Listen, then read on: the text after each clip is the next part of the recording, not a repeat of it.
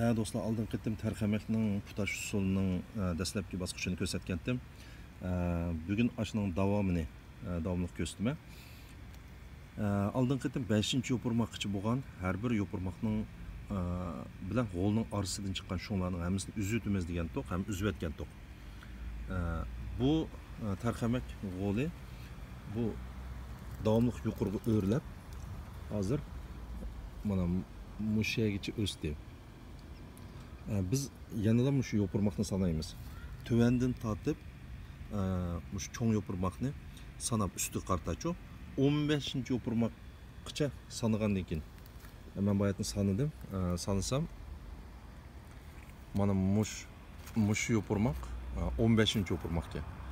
Muş 15. yopurmakni qaldırıp onun üstüge örlep çıkıvatkan mişadan mana kesip qanday olib ketdi. Men bir qo'limda telefonni tutib, ma'noda qilayotgach salabsiz qoldi. Mana misharni kesib o'tamiz. Mana kesib o'tgan yopurmoq mana mishar. Endi bu davomli o'samaydi ustiga. Mana o'sadigan o'rin mana bunun boyu mishada to'xtagan bo'ladi. Endi bu yerni kesib o'tgandan keyin har bir yopurmoqning orasidan yana endi balg'ollar o'sib chiqadi. Biz tarxamaklarni ko'pincha shu balg'oldan, undan keyin navra, chavri g'ollardan tarxamak olamiz.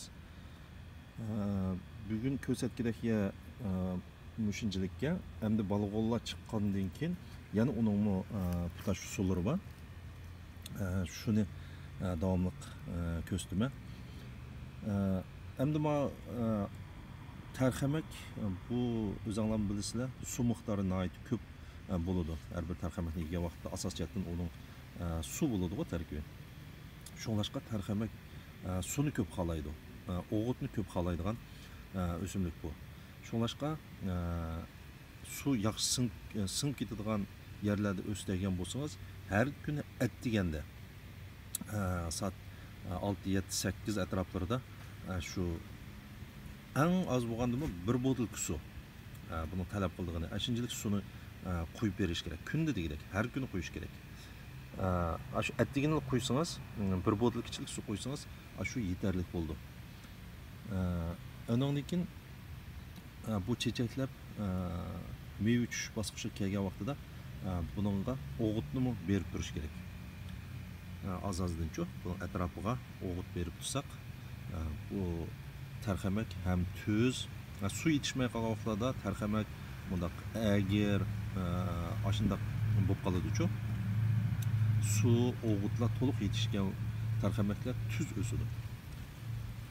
Undan keyin ma chechakka qarasanglar, ma chechak, ma chechak bu atılık çeçiki de koydu. Bunun keyin tarafida mana keyin tarafida hech qanday tarxamak shakli yo'q. Bu atılık çeçek deb qo'ydi. Endi yana bir çeçek. Ma'ning qarasanglar mana ma çeçekda tarxamak keyinida mana tarxamakning shakli bor. Bu analık çeçek deydi. Bu mushadan tarxamak tushdi. Bayaq atılık çeçekdan tarxamak tushmaydi. Hem o atılık çiçeknin hech qanday rolu mu yok. Bazılar kavalarni atılık çiçeğin üzüp analık çiçeğe teklizuş arkalık çanlaştırdıgan işimiz var. Ama tarxamak da onun hech qanday rolu bo'lmaydi. Demekçi atılık çiçekni bağusu mu yokusu mu hech qanday rolu yok demekçi. Undaq çanlaştırış mı bo'lmaydi bu deyçi. Özlüğünden çalışıp tarxamak düşüdü.